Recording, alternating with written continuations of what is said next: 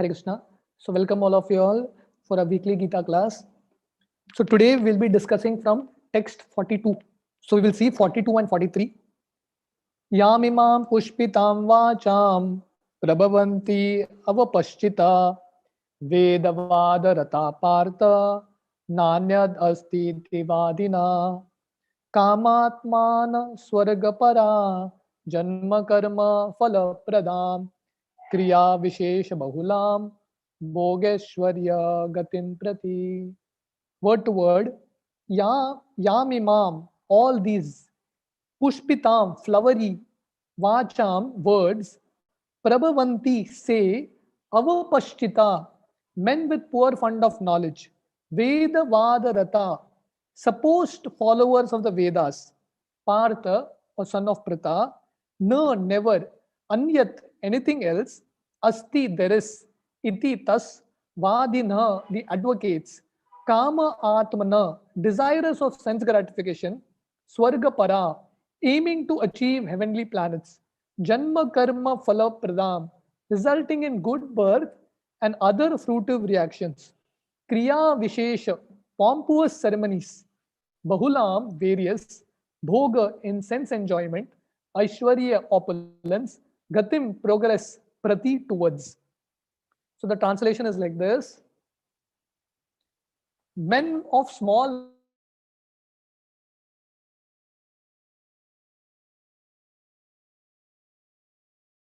people who have activities for elevation to heavenly planets result in good birth, power, and so forth.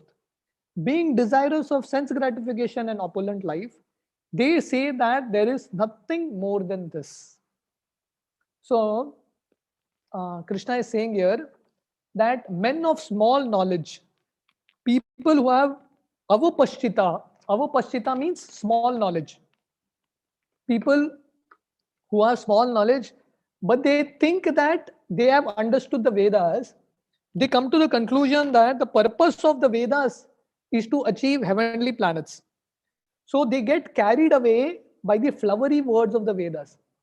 So Krishna is saying here, men of small knowledge act for opulence and enjoyment, and therefore they follow and consider only those portions of the Vedas that grant material boons. This is called selective reading and hearing. The Vedas speak about so many things, but people choose to focus on what they want. What is in it for me, right? So people who want sense gratification, they will read the Karma Kanda section of the Vedas, which say that you do this yagya, you do a Jyotisoma yagya, or some yagya to please some particular demigod, and you reach the heavens.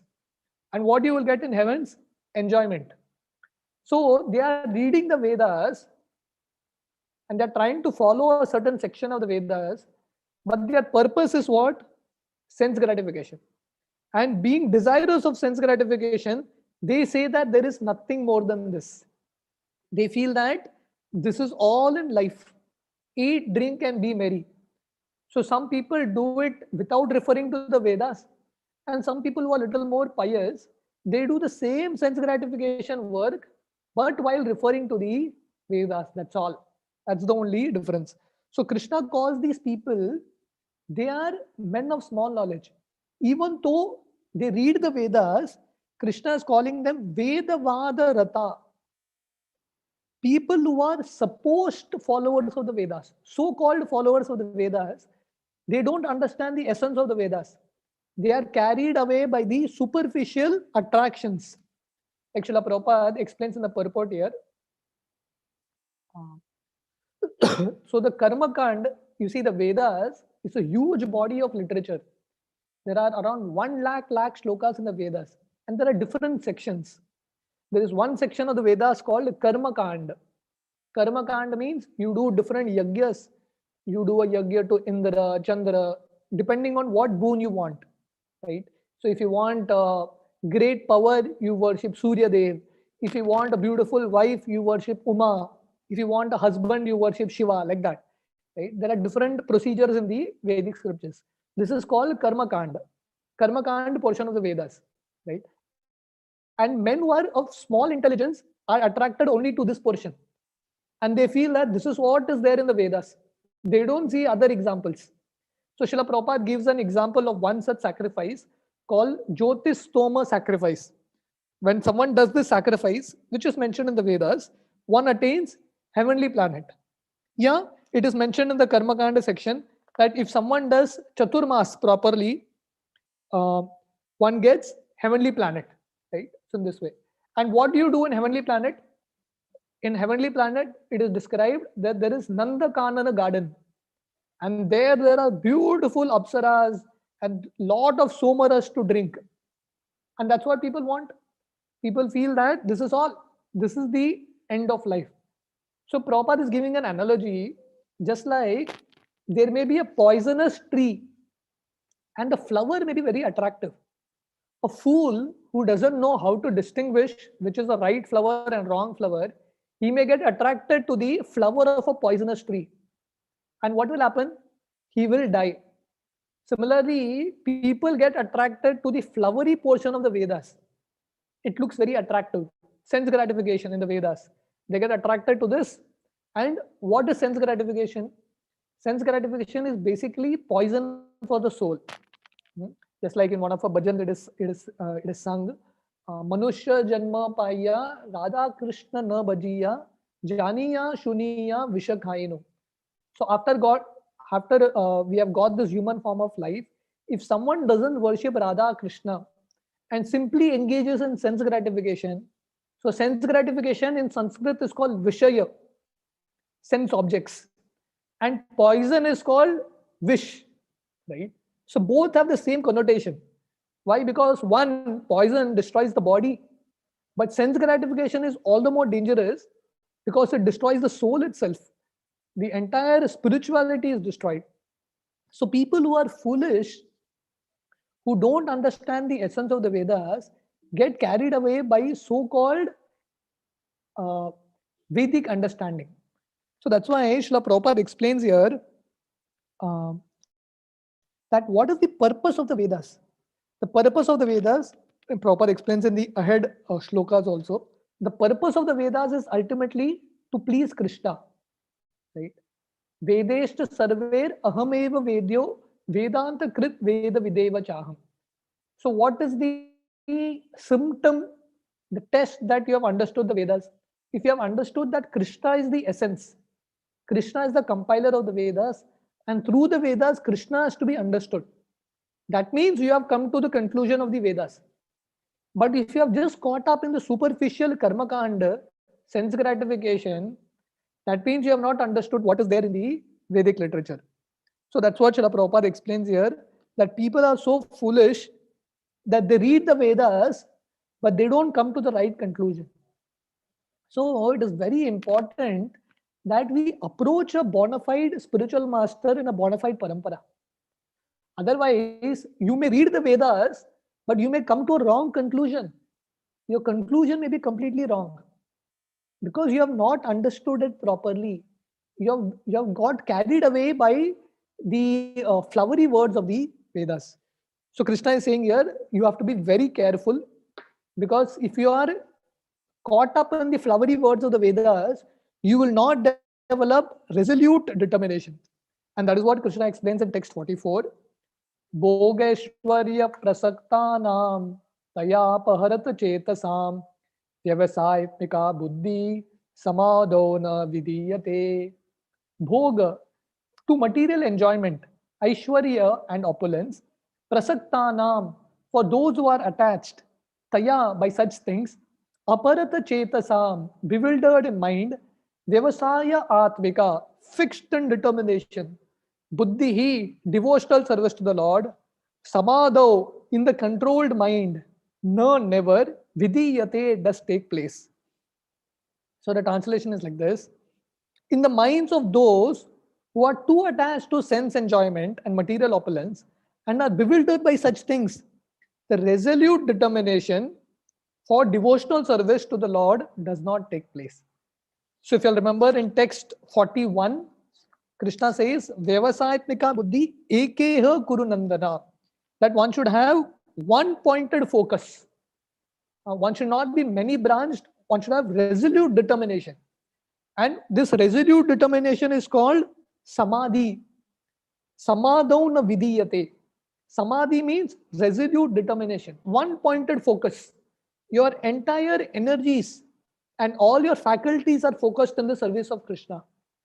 But if you are attached to sense enjoyment, in the minds of those who are too attached to sense enjoyment and material opulence and are bewildered by such things, resolute determination doesn't take place.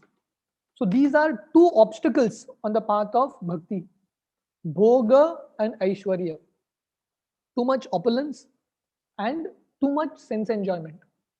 That is why it is explained that in the heavenly kingdom, even though they are devotees of the Lord, but it is very difficult to practice bhakti there because there is too much opulence, right?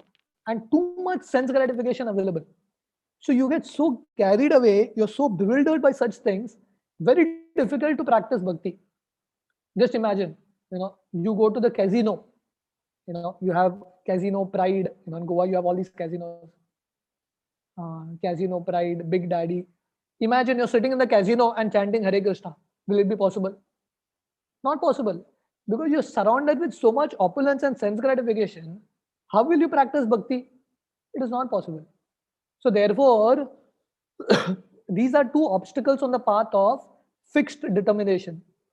Desires for sense enjoyment and too much material opulence.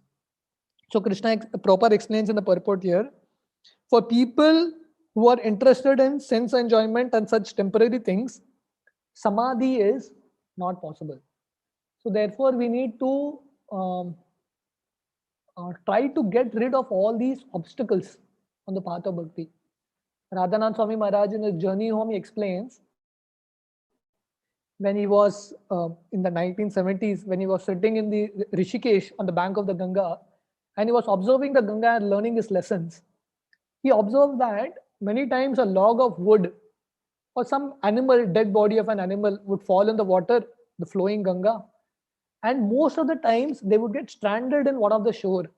They wouldn't reach the ocean. Even though Ganga is reaching the ocean, but these objects which are there in Ganga very often don't reach the ocean because they get stranded away. Similarly, in the path of bhakti, the temptations are so much. Whether we will reach the spiritual world is a big question. We may just get stranded away by some of the opulence that we come across on the journey to the spiritual world. So it is explained that when a soul, even when he has to go to the spiritual world, he has to pass through the heavenly planets. And if we get attracted to those opulences there, we will stay there, but we will not reach the spiritual world.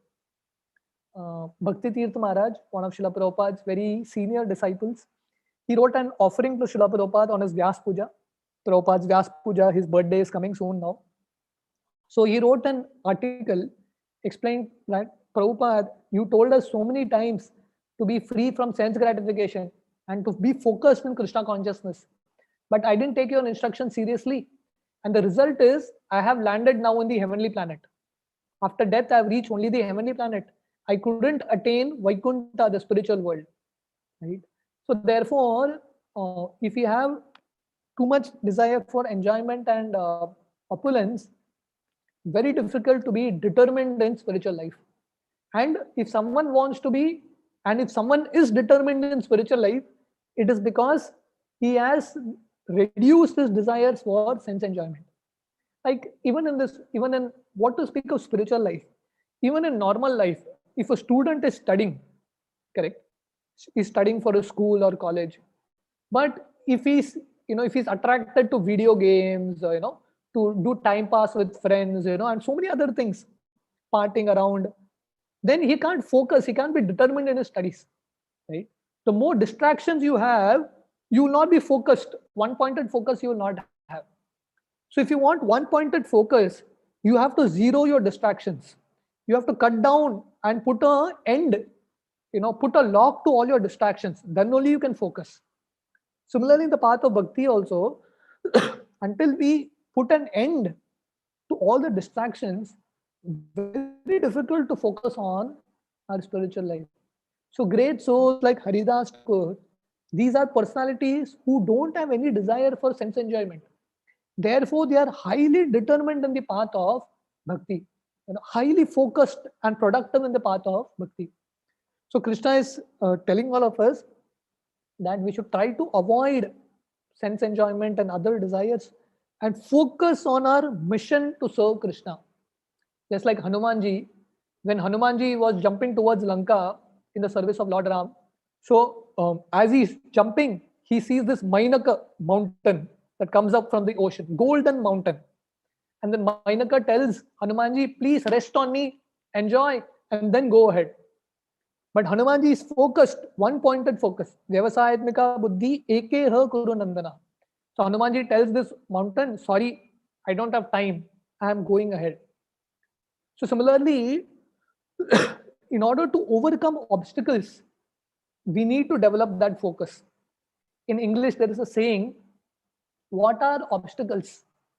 Obstacles are those things that you see when you lose sight of your goal. Obstacles are those things that you see when you lose sight of your goal. Hanumanji kept his goal in front of him, his service to the Lord. Therefore, he didn't lose his focus. Obstacles couldn't bewilder him. But when we lose our goal in front of us, right, when we forget that we need to reach the spiritual world in this life, then we will get carried away by so many obstacles that come. But if that goal is very clear, then we will not see anything else. Just like Arjuna, when Dronacharya is asking Arjuna, what you can see? Can you see the bird? Arjuna says, no, I can see only the eye of the bird. So we need to develop that kind of focus, one-pointed focus in the service of Krishna. And that one-pointed focus is called samadhi. Samadhi means using all your energies, your body, mind, and words. Just like a sannyasi has his 3 danda, sannyas danda, which contains 3 sticks.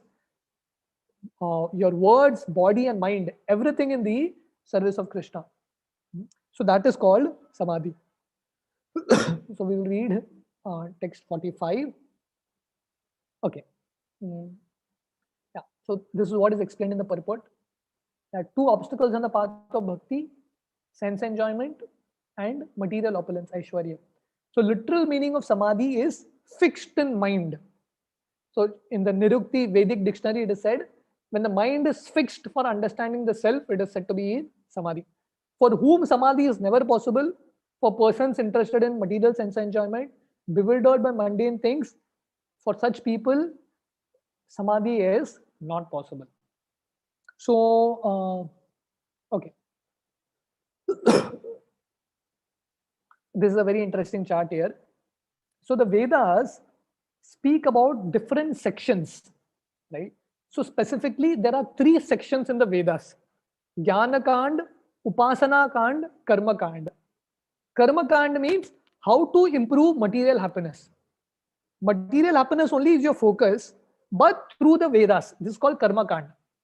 Upasana Kand means how to worship the Lord and the Devatas. So in Upasana Kand also, there is 2 sections. One is worship of the demigods, and one is worship of the Supreme Lord Krishna. And then Vedas has a 3rd section called Jnana Kand, philosophical knowledge, and such people's aim is to achieve mukti, Brahma Jyoti. They want to attain impersonal liberation. So in 42 to 44, Krishna is explaining that people who are attracted to sense enjoyment and material opulence and who think that there is nothing more than this perform severe austerities only to attain heavenly planets, right? Because they are not highly intelligent enough. And they think that the aim in life is to get good birth, heavenly planet, power, women, wine, etc. Right? And for such people, resolute determination for devotional service does not take place, because they are so carried away by so many things, so many temptations, they don't have the right kind of knowledge. So only when we study the proper scriptures through proper channel, right? Not just superficial understanding of the Vedas, but the actual understanding of the Vedas and Bhagavad-Gita through a proper parampara, then we will not be bewildered and we will focus on the ultimate goal of achieving Krishna. So this is like the summary of these 3 verses. Now we'll go to text 45. Traigunyo Vishaya Veda Nistraigunya Bhavarjuna Nirdvando Nitya Sattvasto Niryoga Kshemam Atmavan. What word? Traigunya, pertaining to the three modes of material nature. Vishaya, on the subject matter. Veda, Vedic literatures. Nistraigunya, transcendental to the three modes of material nature. Bhava, be. Arjuna, O Arjuna. Nirdvanda, without duality. Nitya Sattvasta, in a pure state of spiritual existence. Niryoga Kshema, free from all ideas of gain and protection. Atmavan, established in the self. So, this is also a very beautiful verse. The Vedas deal mainly with the subject of the three modes of material nature. O Arjuna, become transcendental to these three modes, be free from all dualities and from all anxieties for gain and safety, and be established in the self. So here, Krishna is saying here that the Vedas basically deal with the three modes, Sattagun, Rajagun, Tamogun. Generally, this is what the Vedas deal with. And Krishna is telling Arjuna, oh my dear friend, my dear devotee Arjuna, my suggestion to you, because I am the one who's written the Vedas, Krishna is the compiler of the Vedas. Vedeshta sarver ahameva vedyo Vedanta krit veda videva chaham. So Krishna is the compiler of the Vedas. Krishna is telling Arjuna, my dear Arjuna, become transcendental to these three modes. That means don't get caught in the superficialities of the Vedas. Understand the essence of the Vedas. Rise above the three modes and achieve a transcendental state. And in this state, nirdvando, be free from dualities. And nitya sattvasto, become situated in the self. Niryoga kshemam atmavan. And don't worry about gain and safety. Just come to that transcendental level and surrender unto me. So, so Srila Prabhupada explains here that material life means based on these three modes. Prakrite kriyamanani gune karmani sarvasha. So Krishna tells in the Gita, Prakriti, material nature is made of three gunas: goodness, passion, and ignorance. And these three gunas, these three qualities make us do different activities. And because of different activities, we get different reactions, actions and reactions. And in this way, there is so much bondage that is created. So in this material world, Prabhupada explains here, is a place where everyone is struggling for existence, right? So there is so much duality in this world. You may try to avoid difficulties, but difficulties will come, right? There is heat, there is cold, there is friendship, there is enemy. All these dualities will keep happening. Material nature means there is so much bondage. Just like, if there is a rope, right? If the rope is kept for a long time, it gets so much knotted in different ways, very difficult to untie all these knots. So this Hridaya Granthi, there is so much bondage within our hearts. There is so much action and reactions. There is so much intertwingling, very difficult to come out of this bondage.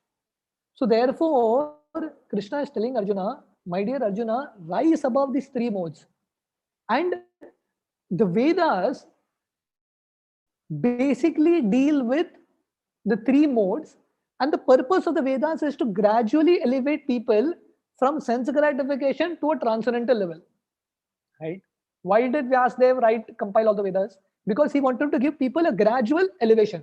Slowly from sense gratification, from Karma Kand, you come to Jnana Kand, Upasana Kand, then Bhakti. Gradually he wanted to give. Right? So there is Bhakti. The highest level is there in the Vedas.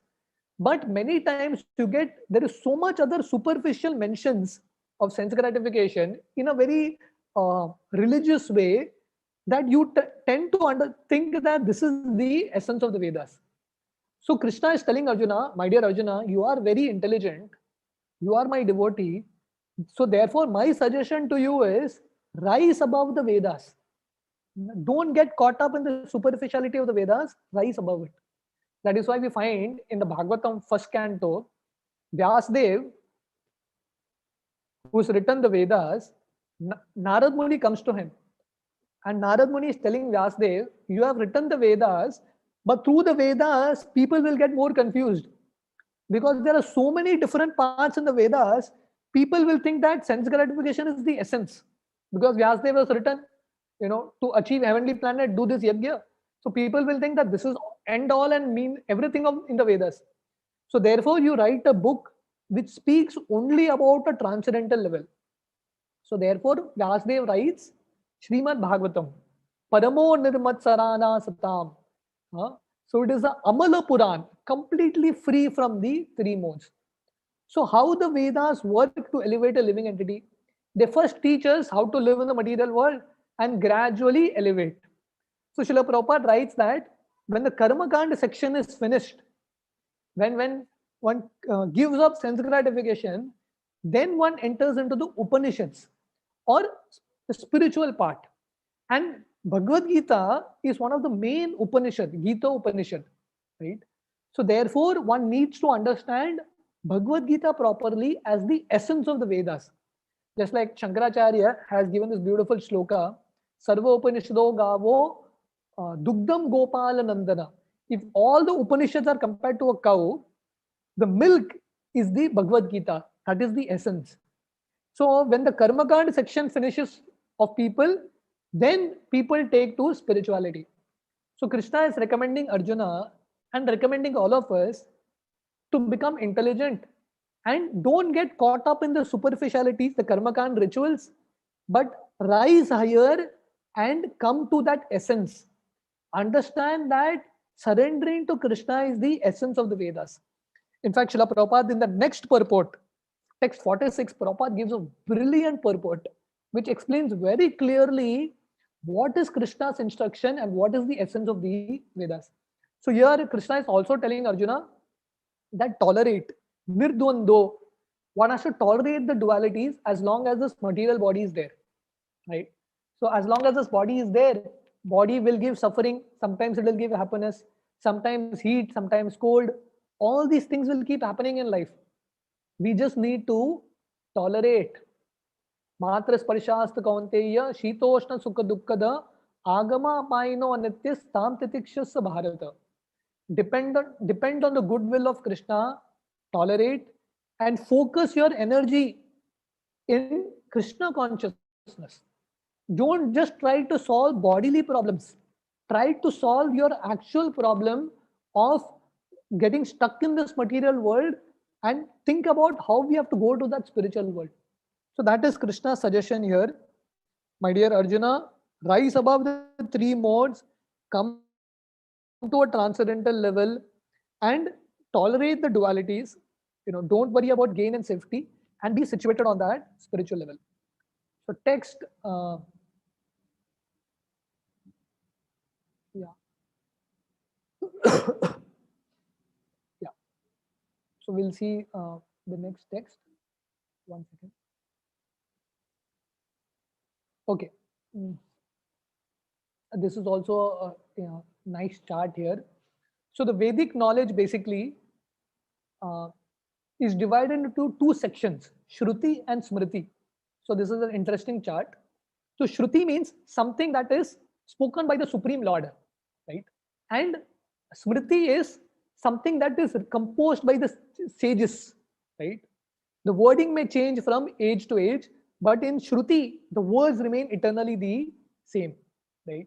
And in the Shruti, Vedas come and Upavedas. Upavedas means secondary Vedas, like Dhanur Veda, Ayurveda, like that, correct? And then in Smriti, all the Itihasas, Itihas means Ramayana, Mahabharata, the Puranas, 18 major Puranas, 18 minor Puranas, Pancharatra, Tantra, Sutras, and all these come in the Smriti Shastra, right? So the point is, so the Vedic text is huge. It is huge. If someone says that I want to study the entire Vedic text, you will get confused. You will never reach to a proper conclusion. Therefore, Krishna is giving us the Bhagavad-Gita in a nutshell. The Vedas, as just imagine how many categories of the Vedic literatures are there. This is a huge body of literature. We may not have that intelligence to understand everything.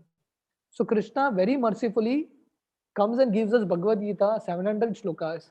If we understand these shlokas, and that to the essence, like Krishna is telling here, the essence is surrender unto him, not to get caught up in the superficiality, but come to the essence. Then we have actually understood the entire Vedic gamut. So text 46 is a very important verse, all the more because Srila Prabhupada has given a very beautiful purport. Right? Yavan artha udapane sarvata samplutodake tavan sarveshu vedeshu brahmanasya vijanata. Word to word, yavan, all that, artha is meant, udapane, in a well of water, sarvata, in all respects, sampluta udake, in a great reservoir of water, tavan, similarly, sarveshu, in all, vedeshu, Vedic literatures, brahmanasya, of the man who knows the supreme Brahman, vigyanata, who is in complete knowledge. Translation: all purposes served by a small well can at once be served by a great reservoir of water. Similarly, all purpose of the Vedas can be served to one who knows the purpose behind them. Very beautiful verse. So Krishna is telling, just like you have a small well, you know, you may get water from a well, you may use that well for drinking, for washing clothes, for many other things. But all the purposes of a well can be solved if you go to a huge river or a huge lake. Everything that the well gives you, much more than that the lake can give you. Correct? So similarly, if anyone has understood the purpose behind the Vedas, anyone who has understood the essence of the Vedas has understood the Vedas. All the purposes of the Vedas can be served by one who knows the essence. So Prabhupada has given a very brilliant purport. So Prabhupada says, the highest perfectional stage of Vedic knowledge is revival of Krishna consciousness. So Krishna himself tells in the Gita, Vedeshta sarver ahameva vedyo vedanta krit veda videva chaham. So what is the purpose of the Vedas? To know Krishna. That is the purpose. To know Krishna and a relationship with him. That is all the purpose of the Vedas. So the entire Vedas is, the knowledge of the Vedas is divided into three sections. Sambandha, Abhideya, Prayojan. Who is Krishna? What is my relation with him? Second, how to establish that relation? What is the process? And third, what will happen after the relationship is established? Sambandha, Abhideya, Prayojan. That's all. So the conclusion is, revival of this relationship with that Supreme Lord is the highest perfection and the essence of the Vedic gamut, Vedic knowledge. Revival of Krishna consciousness. So all the rituals and sacrifices in the Vedas, the aim is only one: self-realization. Understanding that I am a servant of Krishna. Jiver Swarup hoy Krishner Nityadas. My duty is to serve Krishna. So Srila Prabhupada quotes Bhagavatam 3.33.7. Aho bata pachoto gariyan yad jivagre vartate nama tubhyam tepus tapasche juhu shashnurarya brahmanarchur nama grinanti ete. So this is the Bhagavatam, 3rd canto, 33 chapter, 7 shloka. Very beautiful verse. It says, O my Lord, a person who is chanting your holy name, although born in a family of a dog eater, is situated on the highest platform of self-realization. Such a person must have performed all kinds of penances and sacrifices according to Vedic rituals and studied the Vedic literatures many times after taking his bath in all holy pilgrimages. Such a person is considered to be the best of the Aryan family. So this verse says that if anyone is chanting your holy name, if anyone is chanting Hare Krishna, and he understands that surrendering to Krishna is the aim of my life, such a person, even if he is born, forget a Brahmana family, if he is born in a Chandal family, a family of a dog eater, the point that he is chanting Hare Krishna, that means In his previous life, he has studied all the Vedas. He's done all Vedic sacrifices.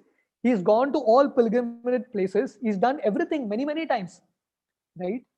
That is why he's come to the conclusion that chanting of Hare Krishna, chanting the holy name of the Lord is the essence. So the point is, why is Srila Prabhupada quoting this? To tell that the purpose of the Vedas is to surrender to Krishna. And surrendering to Krishna means chanting the names of Krishna. Kaler dosha nide rajan asti eka mahan guna kirtanadeva krishnasya mukta sangha param vrajet. So Shukdev Goswami tells Parikshit Maharaj that in Kali Yuga there is only one great quality. And even though it's a defective age, the greatest quality of Kali Yuga is just by chanting the name of Krishna, one can achieve all perfection. So Srila Prabhupada explains very beautifully that for a common man, it is not possible to study the Vedas. Very difficult to study the Vedas. People don't have time to read 700 slokas of the Bhagavad-Gita. And people say, I will study the Vedas. From where we will study Vedas? To study the Vedas, you have to understand Sanskrit Vyakaran, you have to understand Nya, you have to understand all this. It is not possible for an ordinary man to study. And even if someone knows Sanskrit, no guarantee you will come to the conclusion of the Vedas. You may just get caught up in the superficial understanding of the Vedas. So most population in Kali Yuga is foolish. Not possible to understand Vedic studies. So that is why Srila Prabhupada says, when Lord Chaitanya Mahaprabhu meets Prakashananda Saraswati in Varanasi, who is a Mayavad sannyasi. So Prakashananda Saraswati is asking Lord Chaitanya, you are a sannyasi, why don't you study Vedas? Why are you chanting Hare Krishna like sentimental people? So Chaitanya Mahaprabhu says, my guru told me I am a fool. I will not understand Vedas. You just chant Hare Krishna. Who is Chaitanya Mahaprabhu? He is the Supreme Lord. But he is saying that I am a fool. I can't study Vedas. I will not understand Vedas. Better to chant Hare Krishna. If the Supreme Lord is saying it is difficult for him to understand the Vedas, how do you think that we are going to understand the Vedas? It's not possible. So the best process is to chant the holy names, chant Hare Krishna. And that is the essence and the purpose of the Vedas. What is the purpose of the Vedas? Vedeshcha sarver ahameva vedyo vedanta krit veda videva chaham. To understand Krishna is the essence of the Vedic literatures. Harer nama eva kevalam kalo nasteva gatiranyata. So this is the essence of the Vedas. Only the holy name, only the holy name, only the holy name. Iti shodashaka nam kali kalmashanashanam natta paratara upaya sarva vedesha drishyate. So Brahma tells Narad Muni in Kali Santana Upanishad that, my dear Narada, you study all the Vedas, you will come to only one conclusion. What is that? The holy name of Krishna. There is no other way other than the chanting the holy name. So who is the highest Vedantist? Vedantist means one who understands Vedas. So Srila Prabhupada says, Vedanta is the last word of Vedic wisdom. Vedanta, conclusion of the Vedas. And the author and knower of the Vedanta is Lord Krishna. So Lord Krishna is the compiler of Veda and he is the author of it. And what is Krishna's recommendation? Chant Hare Krishna. So the highest Vedantist is a great soul who takes pleasure in chanting the holy name of the Lord. So the purpose of the Vedas is chanting Hare Krishna. So what we are chanting is just not sentimental. There's a great science behind it. If you study the Gita, if you study Bhagavatam, if you study the Vedic literatures, the last sutra of Vedanta Sutra, the last aphorism is Anavriti Shabdat. One will get liberation through sound. And what is that Shabda? Shabda means the name of Krishna. So this is the conclusion of every Vedic literature. Be it the Gita, be it the Bhagavatam, be it the Vedanta Sutra, every conclusion is the same. Nama Sankirtana Yasya Sarva Papa Pranashanam Pranama Dukkha Shamanas Tam Namami Harim Param.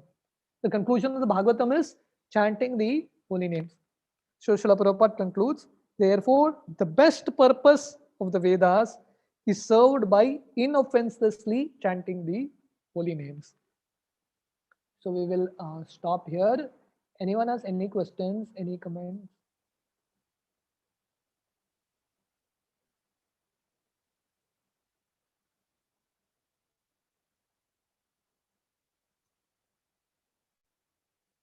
you all have any questions, any comments, you all can raise your hands.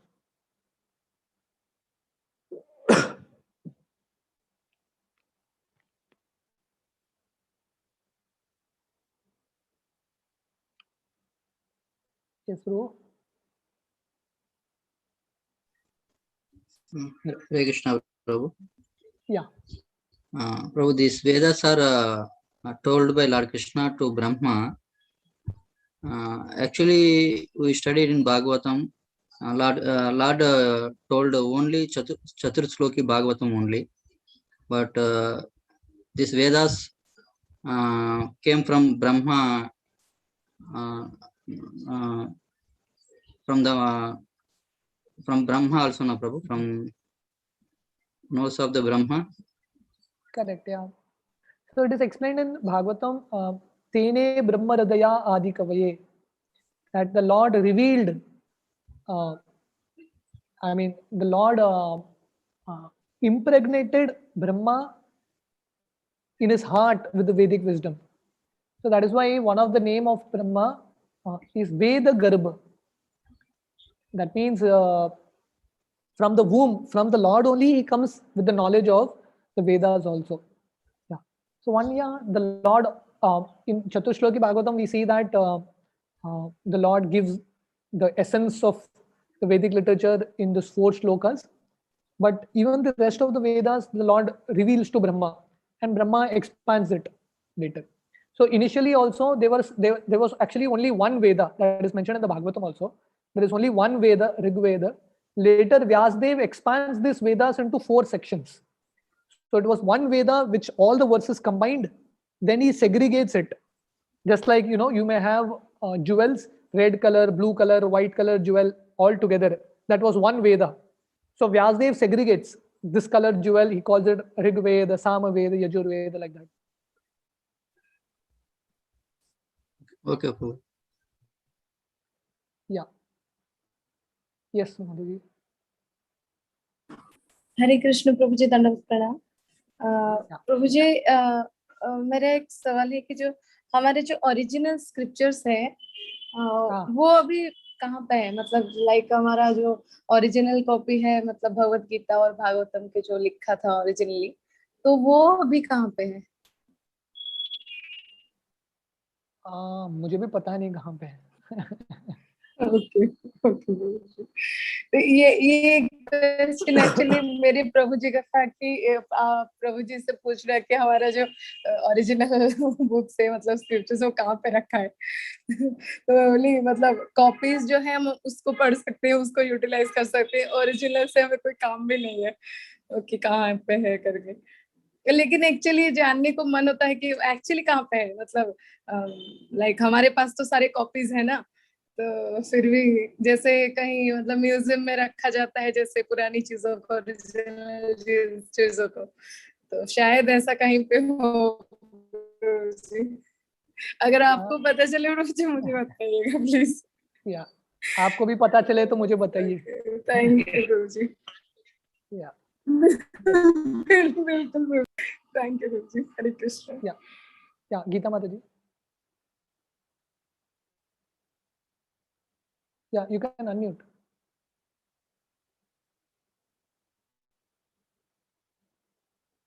Geeta Mataji, you can unmute.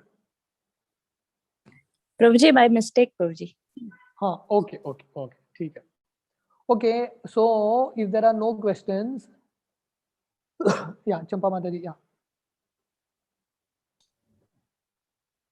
Hare Krishna. Prabhu, you were talking about offerings on Tuesday, coming Tuesday. Correct. Yeah, how many minutes it should be? 5 minutes max. Maximum 5 minutes. Okay, thank you. Yes. Okay, so if there are no questions, Monday is Janmashtami. For those who are in Goa, Monday you all can come here in Shara. The evening we'll be having a program. So if you all can come in the evening, great. Otherwise, throughout the day also you all can come, have darshan, chant some rounds, try to spend time here. And those of you all who can't make it, Janmashtami is it's like a most important time for all of us. We can all try to introspect and see what all commitments we can make to Krishna, because it is Krishna's birthday. So generally we take some gift to Krishna. So what gift we can give Krishna? So some little commitment from our side in terms of increasing our chanting. So some commitment if you can do, it'd be nice, right? Otherwise, it'll be a event that will just come and go. It will be just a celebration that will come and go, but it will not actually bring out any transformation. So all of you all can take some time to think and reflect, on what way, what will be your next step towards Krishna. Even if it's a little small baby step, but what will be that step towards him? Whether it is increasing one round or increasing few rounds, or whether it is reading Prabhupada books more sincerely, or taking up some service for Krishna, something that we can do from our side. So Srila Prabhupada defined devotional service as voluntarily service. So bhakti means voluntarily. So what you would like to do on your own? What is your inspiration? So all of y'all can take some time to reflect. Few days are left for Janmashtami, and probably y'all can let us know later also. What was your commitment for this Janmashtami? Okay. So let's end for today.